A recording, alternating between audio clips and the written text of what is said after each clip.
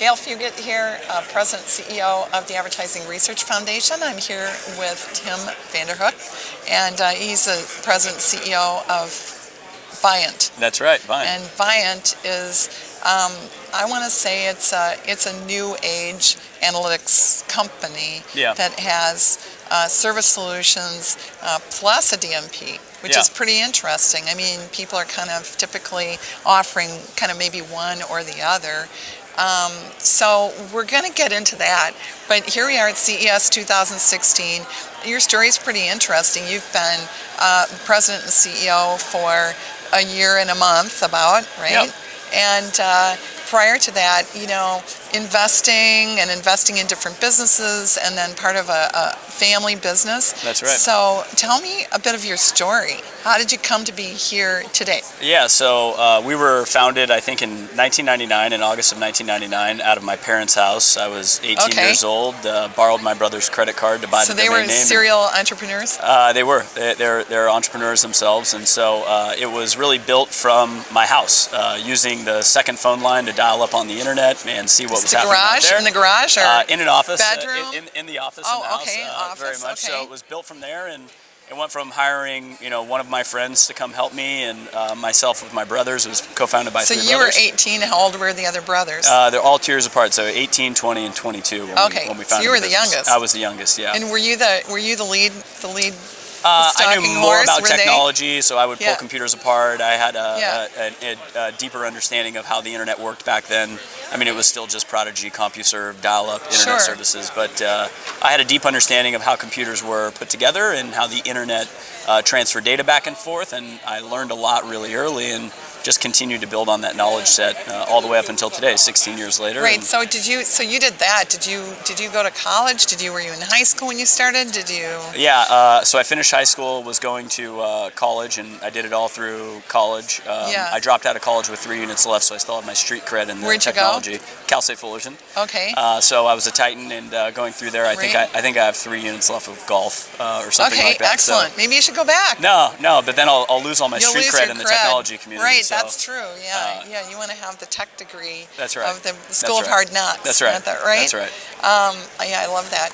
So were you partial when they came out to between MySpace and Facebook? We were just chatting a minute ago about how it was a bit of a horse race, which is kind of hard to imagine now. Yeah, I think growing up in Los Angeles, everyone in that community really rallied around MySpace. It was MySpace because that was Hollywood, right? That's right. And the to be able to have industry. Yeah, to have a company that big and that size and be so successful from an internet technology perspective was unique to come out of Los Angeles. And so I think anyone in the Los Angeles community was partial to MySpace if you grew up in that area, because it became a behemoth, and of course we watched the collapse of it as well too, and I went and acquired it after that collapse. So but we've been working on MySpace for quite some time now, a couple of years. We relaunched it.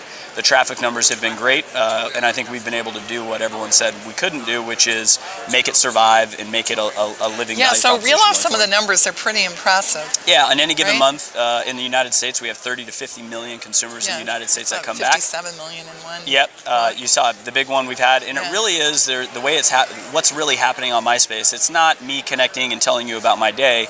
It's photo viewing, similar to the other social platforms that are out there.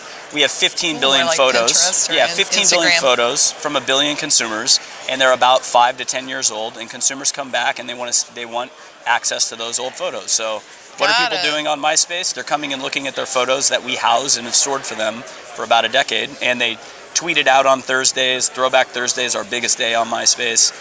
So what's Throwback Thursday? Throwback Thursday is a funny thing that happens online on Twitter or Facebook, where you go to your social network and you send out a photo that's 5, 10, 15, 20 years old of you personally way back, and everyone has a good laugh about it. So we're going to turn 80 this year, the ARF, so we're going to have an 80s party. You're going to look for everybody's picture, right? I'll be there, yeah. We want everybody to have their 80s picture. Yours is going to be a baby picture, That's right. That's right. That's no fair. Mine's going to have big lapels and, bad hair. That's right. That's right. And I'm going to have a suit that should be worn by a man, not a woman, because that's what we were doing in the 80s, right? Oh, yeah. So we even had tie bows that matched men's ties. It was ridiculous. So as you were going through, like you talked about before Viant, and I do want to get to that, but did you encounter, I have to think you did, your street cred is also based on failures, right? Yeah. I have to think you encountered failure. Oh, chat a little bit about that and how you, coped with it. Yeah. How you either sometimes people evangelize it actually. How you kind of managed to turn it into something constructive, if you did. Yeah. Tell me how you approach failure. We fail every single day internally at Viant. I mean, there's always something a hypothesis that we're going down that turns out to be false. We're trying to explore and create new. Here at CES, we launched Zumo, which is an over-the-top content service. That's been 3 years in development. That's been there, and so to get the product out the door, it was lots of failures internally to be able to ship the product and go out and partner with the manufacturers. So I would say every day inside of Viant, someone somewhere is failing. But if you're not failing, you're not innovating. And we asked our employees, when you think of Viant, what's the number one characteristic? And the number one characteristic that came back was innovation. The only way you can innovate is if you're trying things new every single day, day in, day out, and thinking about how do I push the boundary one step farther. How big's your company?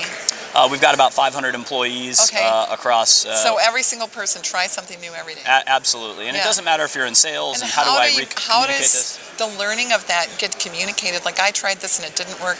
I was chatting yesterday with Stan and Nathan, who runs research at Unilever, and Keith Weed, of course, who's the chief marketing officer at Unilever. And Stan said, we need a hall of shame where we talk about, right? So we don't make those mistakes again. Yeah. Do you have in this fast cycle, try things, make things and break things is what it kind of sounds like. I think Do you have a way that you capture those things? We protect ourselves, so we're never going to bet the company. And I think where businesses stop innovating, it gets to a certain point, and they have to bet the farm, so to speak, on the next thing and hope that it works or it doesn't work. When we started out as an ad tech company, Specific Media was the first one that we had, and built that business up from my parents' house and into today's business. And then we've expanded out. We own a video ad serving technology called Vindico, which is one of the that's big really ones well out there. known. Yes, it is. We own MySpace, and we now have Zumo, and we've got other businesses that we've done internally that we're not ready to talk about, but we're building them.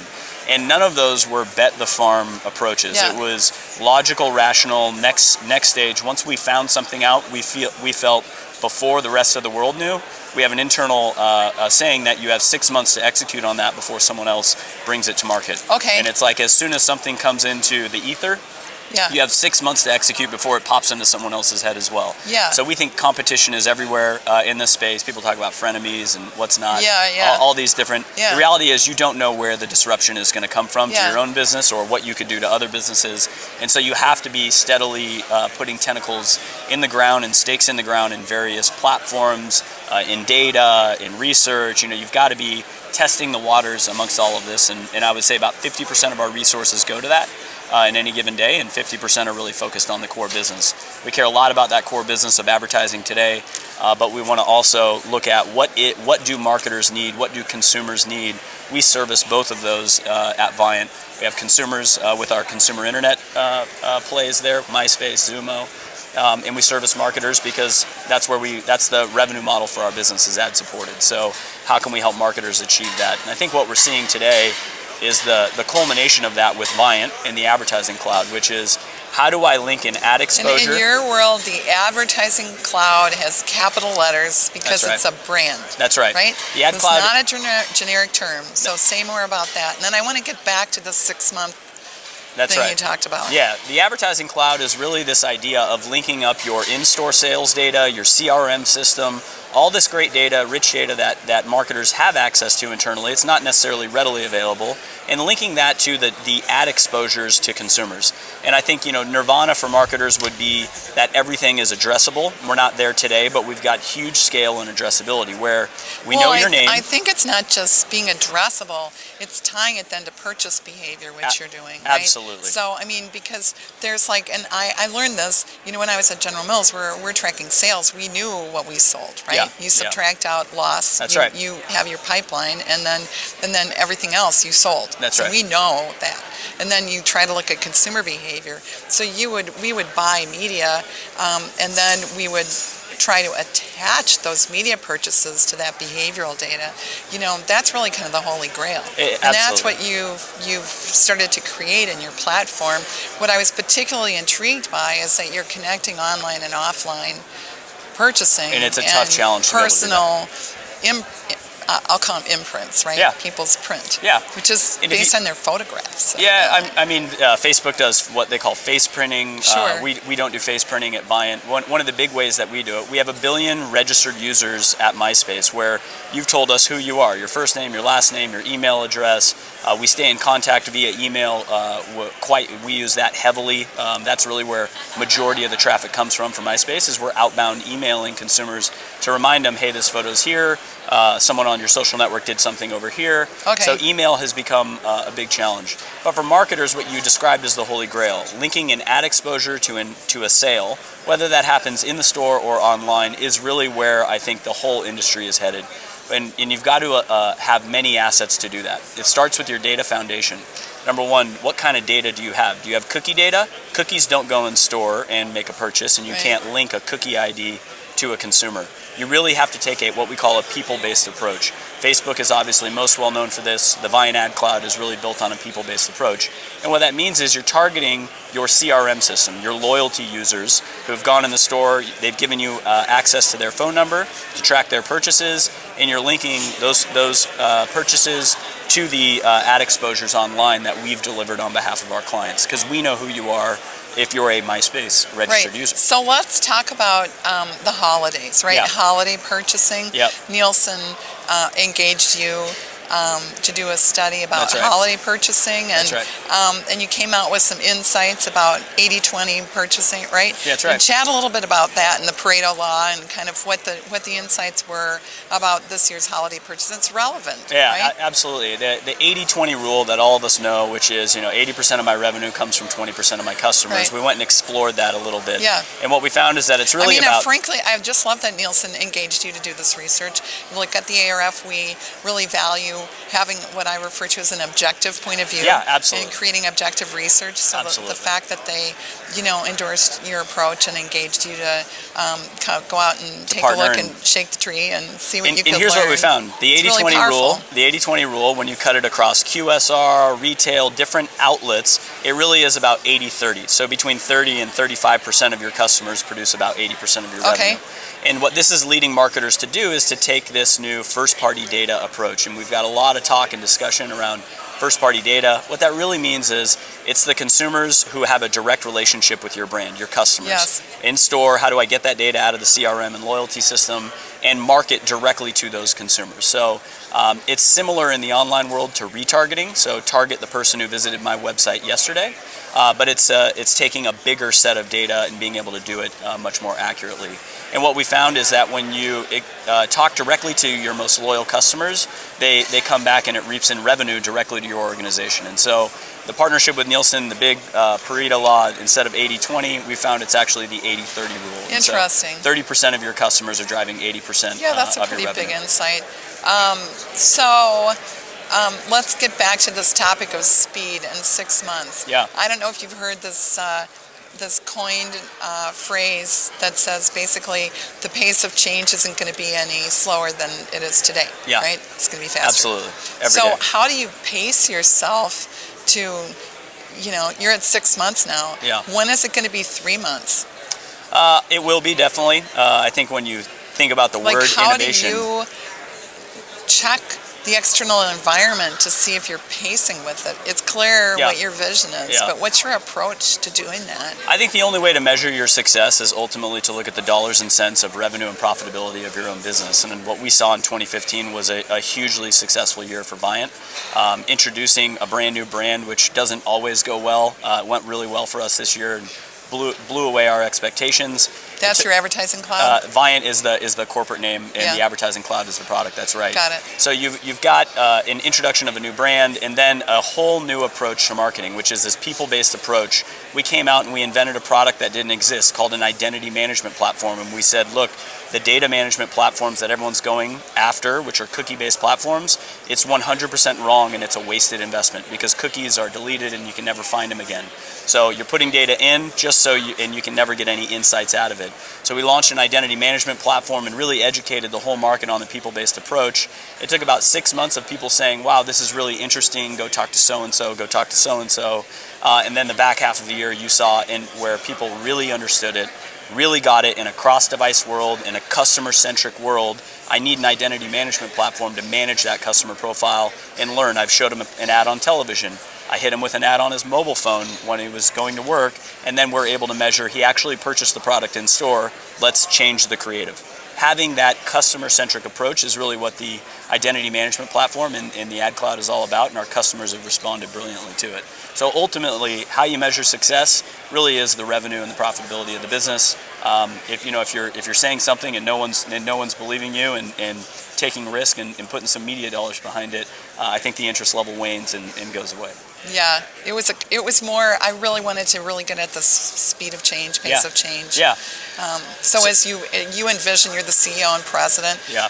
You're setting the pace in your organization, and I so appreciate reading sales and revenue because I worked in a public company for 32 years. Absolutely. I'm just really curious how you pace. How do you, as a serial entrepreneur with the stripes and the chops of being the equivalent of an ABD, Alba doctorate, right? Yeah. And a lot of good failures behind you. Yeah. How do you pace change? I think that's what advertisers want to know today. Yeah. They want to know if they're placing big enough bets. Yep.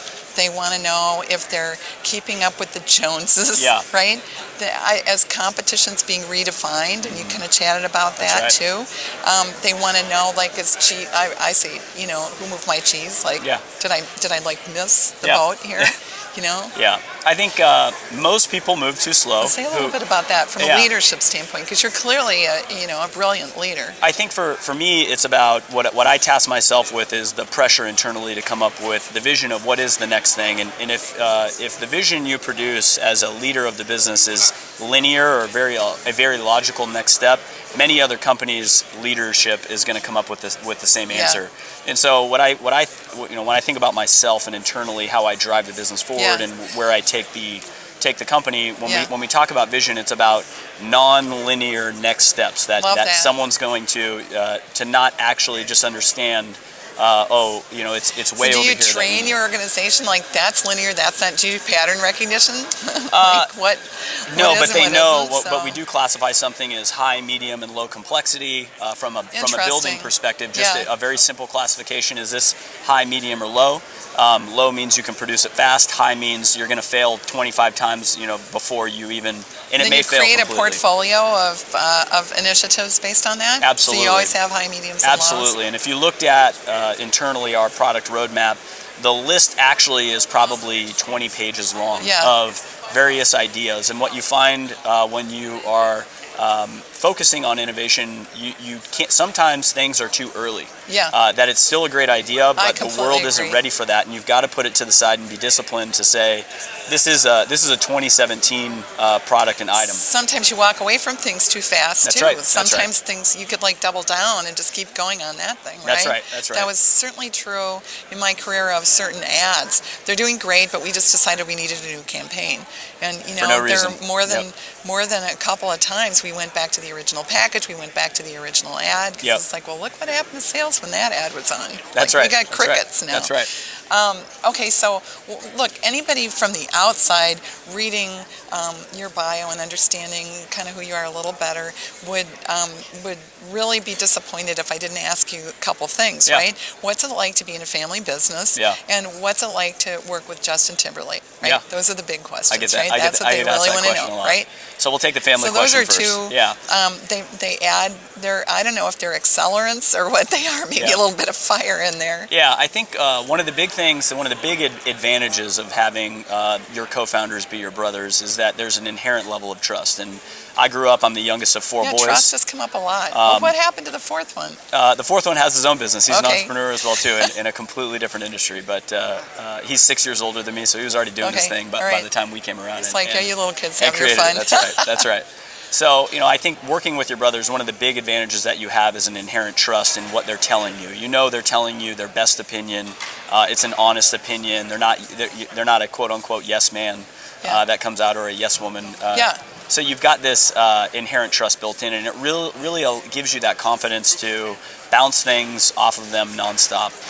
My brother Chris and I'm the CEO. Do you think it makes you more less risk averse, a little more bold? It definitely makes you more bold. Say some crazy things, That's right. Like the things that you would only say to yourself, like where people say, "Well, I was talking to myself." You're not afraid to say something stupid when it's your brother. Yes. You've said many things stupid in I front of him before. was talking out loud, I think, instead of thinking out That's loud, right? And I think internally, when we talk about the pace of innovation, it starts. The culture in our business really stems from the fact that it was co-founded by brothers, and the way that we interact with each other really has gone through the way that the whole organization 500 interacts. people is a sizable organization. It's talk about things very straightforward. Sounds like you're growing really quickly too. That's right. Yeah. When we've gone through different cycles, we've grown exponential growth rates, unicorn-style growth rates, I would call them, and we've had transitions in our business as well too, because the world changes, and with the launch of RTB and DSPs and SSPs, we had to transition our business of an ad network from there as well too, and really look and say, okay, how do you leapfrog the competitive set in today's world? And with Viant and the ad cloud, we've been able to take a first-party data set of 1 billion registered users, link digital ad exposures to in-store sales, which is a huge hurdle for most marketers. And we're doing it today with tons of, and specifically in the CPG space with your background, tons of marketers today, which is online video, online display, and our partnership with Nielsen Catalina on a direct match basis. So no modeling, no fuzzy statistics. I know I showed Tim Vanderhook an ad. 1 week later, how much product did he buy in the store, and being able to link it. And it's not that this data is everything, but it's an important data point for marketers to consider. We've all got to start somewhere. That's right. We got to get a toehold, and that becomes a foothold, right? That's right. Okay, Justin. So Justin Timberlake, and I would classify it as when you see him on television, what's his personality like? I get a common question like that. When you see him on television, it really is similar to his personality. Yeah, he seems very sincere. He's very sincere. He's very humble. He's obviously extremely talented. He's very smart, and he influenced the development of MySpace. Yeah, and he's influenced the development of MySpace tremendously. So when you think about MySpace, we super serve artists. When we take away the numbers from an advertising perspective that marketers care about, which is reach of consumers, we really look at the core is how many artists are we actually reaching on the platform. We've got over 5 million artists on the platform because the artist brings us their fans back to MySpace. And so we super serve the artists in giving them video players, audio players, making a beautiful profile page, the ability to stream their music or their video content off of our property as well too. And by super serving the artists, it's really helped draw the consumers back to our platform. And no one in the world is a better artist than Justin Timberlake, both on the music side and of course on the film side. And you can keep going on and on and on. But he's a brilliant person. He's a humble person. How do you get people to interact with him like he's a regular guy? You don't. Be just starstruck with this whole. I can honestly say I've watched everyone come in the room with him, and everyone gets starstruck. It's not really. I don't think it's possible. Do you still? No, not anymore. No, you're over it now? But certainly the first time you meet someone who's of that stature in Hollywood, of course you're in awe a little bit of how good at their actual job. Yeah, excellent. Okay, so 2015. I think I know the answer to this. I think you probably already answered it, but give it a shot. What's the thing that you're the most proud of, accomplishment-wise? I think in 2015, the number one thing I'm most proud of are our employees. We went through a brand new branding, launching the product, and being first with this idea that centering around identity, the identity management platform, we need to go to the market and really pound the pavement to educate everyone.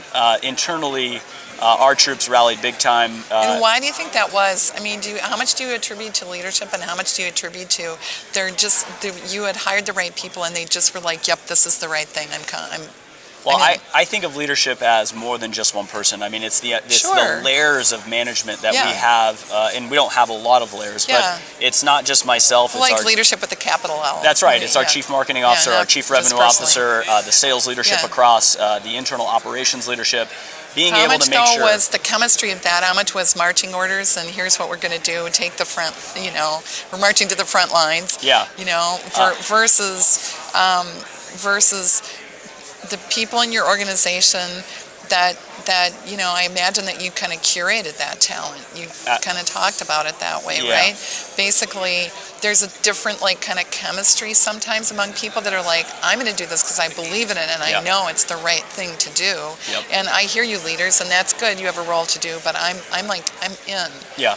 How do you see that with your I interact with everyone in the organization because I want to know the information. If I don't have the information, I can't help contribute to solving the problem. And so I'm in operations meetings. I go to sales meetings. I go meet with our customers and our employees. Good luck when you have 50,000 employees. Yeah, I think at 50,000 it would start to change a little bit, I'm thinking. But until then, I'm going to keep doing it. And I think to be able to have the information firsthand from our customers, our employees, and be able to internalize that, we run lots of surveys internally with employee happiness. One great correlation, I would say, for everyone who's running a business is really focusing on employee happiness.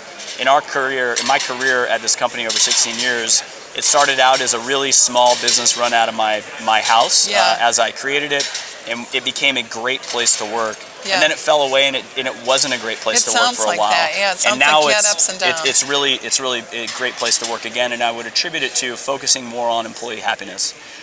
Myself, I can work 110 hours a week, day in and day out, and I love it. But not everyone's built that way, and I think we've focused a lot. We've done a lot of employee programs where we do work from anywhere Fridays during the summertime, so parents can hang out with their children during the summer on a Friday. We've now extended all of our when you have a child, how much time you're able to actually take off. We've now extended those enormously for both women and for men, both for adoption and whether you have a child. And what we found is the happiness inside of the workforce improved tremendously, and it directly correlated to the financial results we were able to produce when we instituted the program. Well, so I'm a big believer. I'll really give you a personal hats off for extending that to adoption. We adopted our son 26 years ago, and I didn't get a leave at all. Because that's just how the laws were. It's amazing how it takes a while for people to get there. I took vacation time to go to Colombia to pick this baby up for 10 days. And burn through all the vacation. So congratulations for thanks. that. It's a really big thing. I think most leaders don't really associate internal employee programs directly to revenue. And of course, you can never tie the two data points directly together. But when you look at it on paper of we did these programs, here's the responses we were getting out of our employees around happiness, and if you look at the financial productivity of the business, it improved drastically. Yeah, but I really like the way you talked about it. It feels like when things just aren't right, so it's like we got to do something. That's here, right. Like, and you can't ignore it. I don't know, for lack of a better term, morale is not where it needs to be. That's right. And business results are there, but it's just not clicking the same way in terms of the culture. That's right. And I think for us, internally in our organization, we probably have a longer tenured employee than most in the ad tech space. In the ad tech space, there tends to be high turnover. I would say our average tenure is in the years. People always think that's odd that employees come here and they stay here for a really long time. I think that's part of the culture that drives our innovation ahead of everybody. That's your legacy. That's right. And I think that constant knowledge building internally of how we do something, how the rest of the world is doing something, and what we can learn from both to actually improve the company has been tremendous and a big advantage. Yeah, I love that. So one more question. 2016, what's your prediction? Well, I think we're at CES, so the prediction should be in line with CES, and it's all about connected television. As content gets piped into the home, not over cable or satellite anymore, but over IP, you're going to see that same fragmentation of content that happened on the internet with thousands and millions of websites that were created, really going after consumer passions, small niche communities of surfing and skateboarding and things that couldn't make it to the big screen of TV. I think with connected television now, our Zumo business, it's about opening up where any website can have a digital channel, what we call a digital network, and have distribution across Panasonic, LG, Vizio, into 25 million homes. And I think being able for consumers, they're going to be able to get the content that they want on their television screen, which is the really sought after at this point. I want to watch this interview on my TV as my preferred, but if I'm on the go, I'll definitely watch it on my phone. Yeah, exactly. And it needs to look good on both. That's right. That's my challenge. That's right. That's right.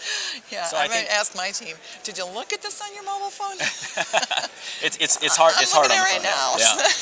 So I think connected TV, and it's going to be two things. So content for consumers, and I think for marketers, what that means is better measurement. Big data from a marketing perspective. really is about census level measurement, a move away from panel-based measurement to census level measurement. Yeah. And I think with connected televisions, we now have the ability to do it as these connected TVs go in the market and old TVs get replaced with new connected TVs. Yeah. Your ability to deploy media and be able to measure that media directly to an ROI basis, both online and in store, is now unsurpassed. And I think marketers are up for a huge boost in 2016. Well, everybody's ready for your solution, so come on down. Yeah, thanks for You're helping me tell my story. Exactly. You're a very interesting, intense, fast-thinking leader. I can't imagine there are any stones left unturned, and I'm sure your team is like running around trying to chase after everything. But Tim Vanderhook, it's just been so great to spend time with you. So be sure and tell the brothers and Justin hello. I will. Including the third brother, the one that's off the grid. That's right. Or maybe he's on the grid and you guys are off. I don't know. That's right. And look, I think what you're doing is important in the industry. This idea of putting different businesses together and creating this organization called Viant, your idea of branding it as an advertising cloud, your bold attempts at trying to connect online and offline purchasing and consumer, however we're going to get our heads wrapped around how consumers create their identities. Yeah. And good for you for taking the bold step. And finally, I just want to congratulate you for your insights about leadership.